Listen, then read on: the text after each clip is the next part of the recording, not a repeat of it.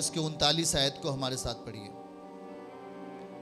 तब यीशु ने कहा, मैं इस जगत में न्याय के लिए आया हूं, ताकि जो नहीं देखते वे देखें, और जो देखते हैं वे अंधे हो जाएं। देखिए प्रियजन, इसको ध्यान से समझिए, क्या लिखा है यहां पर। प्रभु क्या कह रहे थे? बोलिए, यीशु ने कहा, मैं इस जगत में न्याय के लिए आया हूं। यीशु मसीह किसके लिए आया है? न्याय के लिए आया है, ताकि जो नहीं देखते, जो नहीं देखते वो क्या हो? देखें। बोलिए, जो नहीं देखते। इसका मतलब जो अंधे हैं वे अंधापन खत्म हो जाए। जो नहीं देखते वो देखें। जिसके जीवन में अंधियारा है, जिसके जीवन में पाप का भरा हुआ अंधकार है, जिसके जीवन में बुरी चीजें आ चुकी हैं, जिसके जीवन में दुष्ट आत्माओं का बल काम कर रहा है, जिसके अंदर अंधकार आ गया है, जिसके अंदर पाप आ गया है, जो नहीं देखते वे अब देखेंगे। जो नहीं देखते वो अपनी जिंदगी में भलाई को नहीं देख रहे, अपनी जिंदगी में परमेश्वर के कामों को नहीं देख रहे, अपनी जिंदगी में अपने बेटे और बेटियों में प्रमोशन को नहीं देख रहे, बढ़ोतरी को नहीं देख रहे, अपनी संतानों के जीवन में सफलताओं को नहीं देख रहे, आप अपने बच्चों के अंदर बुद्धिमत्ता को नहीं देख रहे, आप अपने कमाई के उस कमाई में आशीषों को नहीं देख पा रहे, आप अपने व्यवसाय में बढ़ोतरी को नहीं देखते। क्या लिखा हुआ है?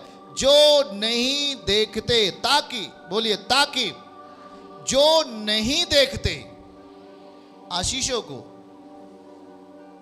जो नहीं देखते आशीषों को, जो नहीं देख पा रहे अपनी जिंदगी में भलाई को, जो नहीं देख पा रहे अपनी जिंदगी में उन्नति को, जो नहीं देख पा रहे अपनी जिंदगी में समस्याओं के हल को, बाइबल कहता है वो अब देखेंगे। वे देखेंगे, ताकि जो नहीं देखे वे देखें। आमीन। हाँ, हम ऐसे ही थे। हमारी आंखें पाप ने क्या कर दिया था? अंधी कर दिया था। और अंधेपन के वजह से हम अपनी जिंदगी में आशीषों को नहीं देख पा रहे थे, हम अपनी जिंदगी में सर्वशक्तिमान के उस सामर्थ्य को नहीं पा रहे थे। सही है कि नहीं? हम प्रयास तो करते थे पर परमेश्वर की आशीषों को नहीं देख पाते थे, क्योंकि हम आत्मिक रीति से अंधे थे। हमारा अंधापन था। आंखें हमारे पास जरूर थी पर हमारे पास अंधापन था, और वो अंधेपन के कारण हम सही चीज़ों को अपनी ज़िंदगी में नहीं देख पाते थे। हमको गाली देना अच्छा लगता था, हमको नशा करना अच्छा लगता था, या चरस या जो भी खतरनाक चीज़ें पीना लोगों को अच्छा लगता है। लोगों को मर्डर करना, हत्या करना है, उनका दूसरों का नुकसान करना उन्हें अच्छा लगता था। वो अंधे हैं। प्रभु कहता है निश्चय यीशु मसीह किसके लिए आया? पापियों के लिए आया। हाथ उठा के बोलो, पापियों के लिए आया। तो हम लोग जन्म से पापी थे कि नहीं थे? पाप ने हम सब के आंखों को क्या कर दिया था? बुद्धि को क्या कर दिया था? बेकार कर दिया था, अंधाई से कर दिया था। कोई इसमें रोशनी नहीं थी। यूहन्ना 8:12 में क्या लिखा? यीशु मसीह ने कहा मैं जगत की ज्योति हूं। क्या कहा प्रभु ने? मैं जगत की ज्योति हूं, और जो कोई मेरे पीछे हो लेगा वो अंधकार में नहीं चलेगा। बोलो, वो अंधकार में नहीं चलेगा, जीवन में चलेगा, प्रकाश में चलेगा, ज्योति में चलेगा। आमीन। क्या आप भरोसा रखते हैं उस पर? क्या उस पर विश्वास करते हैं? हाँ, हम नहीं देखते थे, लेकिन अब समय आ गया कि हम उसे देखेंगे। आमीन। हालेलुया। समझ रहे हैं कि नहीं आप? कितने लोग बातों को समझ रहे हैं? समझ रहे हैं आप? परमेश्वर आपके जीवन के लिए काम करना चाहते हैं। कभी वो अंधा आदमी सोचा था कि मेरी आंखें खुल जाएंगी, लेकिन जब यीशु मसीह आ गया हमारे बीच में, प्रभु एक दिन जब उसके सामने पहुंच गए, उसके जीवन की हर एक बातों को प्रभु ने क्या कर दिया? सही कर दिया। वो अंधा था, उसकी परिस्थितियां अंधी थी, उसके घर के हर काम अंधे थे।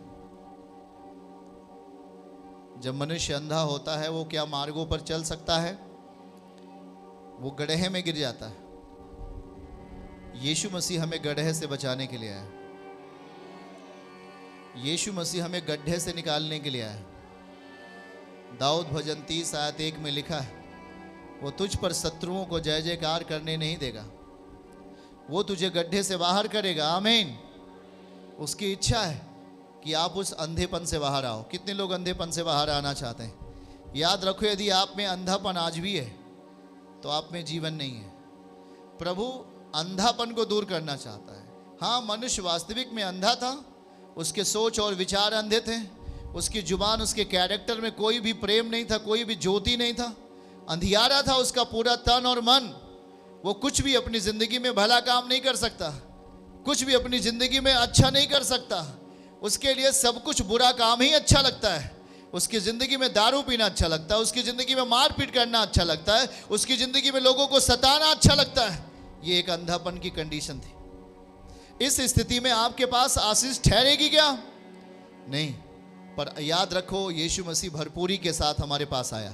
बोलिए, भरपूरी के साथ आया, पूरे समाधान के साथ आया। वो हाथ उठा के कहिए, पूरा समाधान।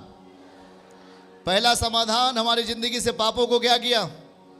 वो अंधेपन को क्या किया? उसने दूर किया, हमारे पापों को क्षमा कर दिया, हमारे जीवन में जो श्राप थे उसको तोड़ डाला और हमारे अंदर ज्योति दे दिया, प्रकाश दे दिया। आमीन, हालेलुया।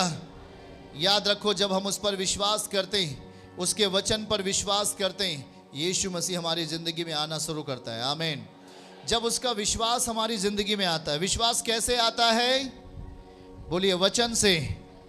विश्वास कैसे आता है? हाँ, विश्वास सुनने से आता है और सुनना मसीह के वचन से होता है। आमीन। आप अपने जीवन को बलवान कैसे कर सकते हैं? किसके वचन को सुनने के द्वारा।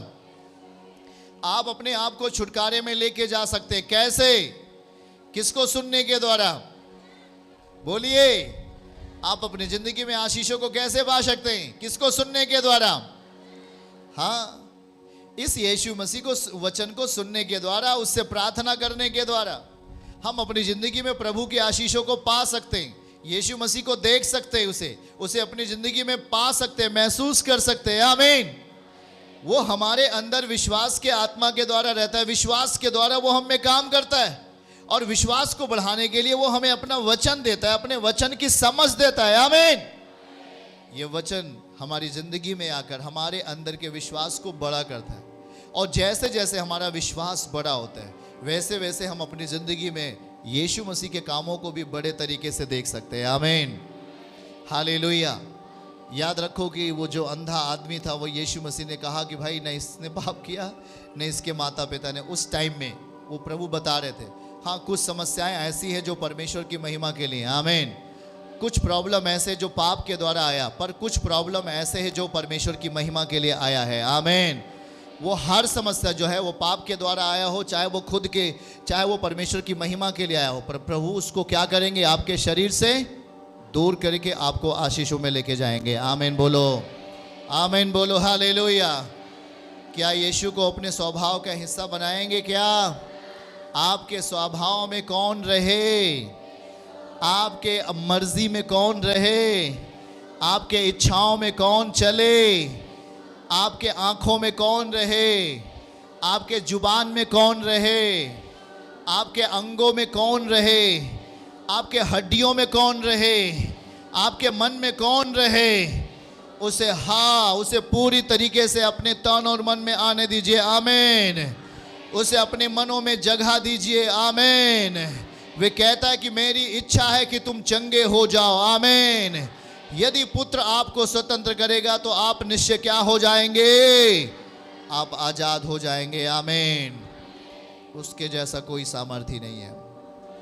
जो अंधे की आंखें खोल सकता है, बीमारों को चंगा कर सकता है, आशीषों को आपकी जिंदगी में ठहरा सकता है, आपके लिए मार्ग तैयार कर सकता है, आपके बच्चों को आशीषित कर सकता है, वह सब कुछ आपके लिए कर सकता है। आमीन। चर्च की सभी प्रार्थनाओं को और परमेश्वर के दास के द्वारा टीचिंग सुनने के लिए और अपडेट्स को जानने के लिए हमारे इस चैनल को सब्सक्राइब करें और साथ में बेल आइकन को दबाएं, ताकि जब भी लाइव प्रार्थना हो तो सबसे पहले आप देख सकें।